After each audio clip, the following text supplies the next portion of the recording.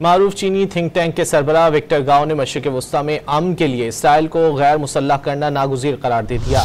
अरब TV से गुफ्तगू में विक्टर गाओ ने कहा कि इसराइल का खुद एटमी हथियार बनाना और दूसरों को धमकियां देना एक संजीदा मसला है। ईरान के एटमी असासों पर इसराइल के हमले जुर्म हैं। विक्टर गाओ ने मजीद कहा कि इसराइली हमले मुनाफ़िक़त और दोहरे मयार पर मबनी हैं। इसराइल ने खुद जौहरी हथियार बनाए जो आलमी कन्वेंशन के खिलाफ है। इसराइल ने खुद जौहरी हथियार बनाए लेकिन इल्ज़ाम ईरान पर लगा रहा है। मारूफ चीनी थिंक टैंक के सरबराह विक्टर गाओ ने मशरिक़ वस्ता में अमन के लिए इसराइल को गैर मुसल्लह करना नागुज़ीर करार दे दिया। अरब टीवी से गुफ्तगू में विक्टर गाओ ने कहा कि इसराइल का खुद एटमी हथियार बनाना और दूसरों को धमकियां देना एक संजीदा मसला है। ईरान के एटमी असासों पर इसराइल के हमले जुर्म हैं। विक्टर गाओ ने मजीद कहा कि इसराइली हमले मुनाफ़िक़त और दोहरे मयार पर मबनी हैं। इसराइल ने खुद जौहरी हथियार बनाए जो आलमी कन्वेंशन के खिलाफ है। इसराइल ने खुद जौहरी हथियार बनाए लेकिन इल्ज़ाम ईरान पर लगा रहा है।